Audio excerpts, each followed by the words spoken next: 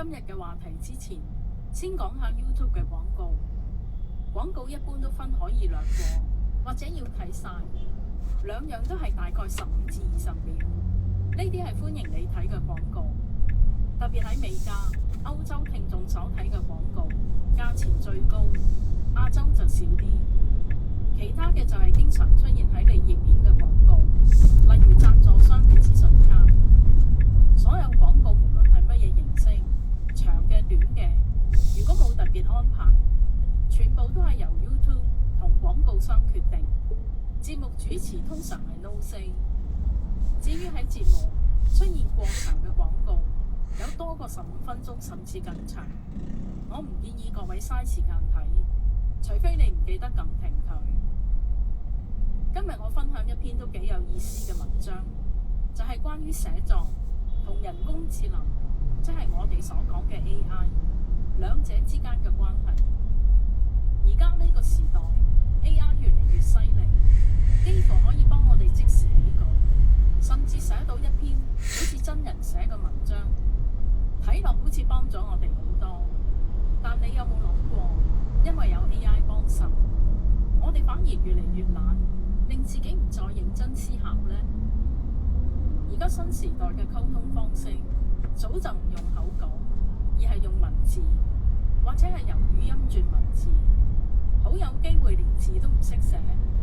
唔好講話寫文章，連寫個短信都跟唔上現代生活嘅需要。Y Combinator 嘅聯合創辦人叫 Paul Graham， 佢寫咗一篇文章，連結會擺喺描述欄。重點係講，識得寫作嘅人以後會越嚟越罕有，唔再寫嘅人其實好可能等於停止思考。當一個人停止思考，咪會越嚟越蠢，越嚟越戇居。細心諗下，真係有可能。講返寫作，唔單止係技巧咁簡單，其實寫作都係一種思考，一種學習同埋感受世界嘅方式。今時今日，越嚟越多人唔再揸筆，大家可能連以前流行嘅詩詞歌賦或者係古文都開始覺得遙不可及。咁樣唔單止令文藝衰落，更加可能係我哋思考能力弱雞嘅警號。因為寫作係大腦活躍嘅表現，係我哋表達清晰思想嘅重要工具。如果大家只係依賴 AI 去創作內容，用智能手機溝通，反而會令自己嘅思維變得模糊。今日朗讀嘅文章提醒我哋，喺 AI 技術越嚟越普及嘅今日，更加應該堅持自己喐手寫，多啲思考同埋學習，唔好俾人工智能代替咗我哋最珍貴嘅創造力同埋智慧。希望大家透過今日嘅朗讀，可以重新發掘寫作嘅價值，激發大家繼續用心去寫，保持獨特嘅自己，或者返璞歸真，由寫字開始。以下嘅我係馮先生嘅自稱。Y Combinator 聯合創辦人、作家 Paul Graham 舊年寫過一篇文章，題目係寫與不寫的人。佢預測幾十年之後，識得寫作嘅人變得好稀有。呢篇文章近日有台灣人翻譯咗，轉載差唔多2000次。我琴日都偶然睇咗。Graham 指出，寫作本身就好困難，因為佢要求你有清晰嘅思路，但 AI 就可以不費吹灰之力生產文章，好多人就唔使再傷腦筋。長此落去，未來就只係剩返好嘅寫作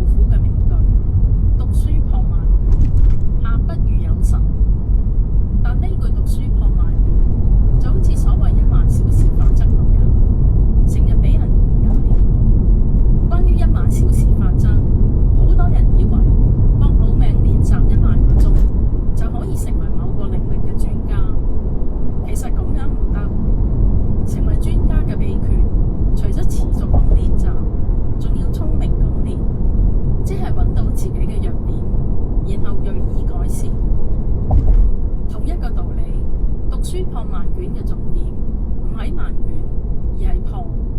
清代才子袁牧喺《隨園詩話》就對此提出好精闢嘅解讀。佢話破字同有神三個字，意思係讀書要讀得通、化用、吸取精髓，唔係生吞死嘅一啲冇價值嘅內容。咁就好似蠶蟲食桑葉，吐出嚟嘅係絲，唔係桑葉；蜜蜂採花，釀出嚟嘅係蜜唔係花。可見寫作同讀書係分唔開，越識得寫就越識得讀，反之亦然。真正嘅寫作並唔係舞文弄墨，而係全面發展一個人嘅智能。寫作早就式微，唔使等到今日 AI 面世。近代社會對寫作嘅要求降低咗唔少，華人已經唔使學吟詩作對、拼四麗路，洋人亦都無需練習寫拉丁文，咁樣導致好多人嘅認知能力發生質變。例如，佢哋理解唔到一篇文章較細緻嘅機理，亦都喪失以前讀書人應該有嘅審美能力。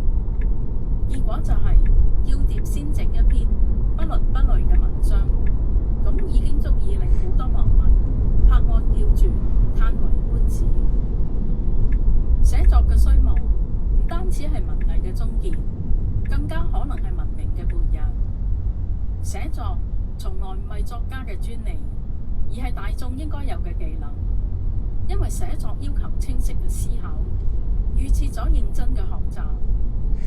喺一個多數人靠 AI 代筆嘅時代，你反而應該學習寫作，因為只有咁，你先至會與眾不同，更加似一個有靈性嘅人，而唔係被演算法操控嘅機器。今日分享到呢度，喜歡呢篇文章，請你訂閱、分享，或者用超級感謝支持。多謝收聽。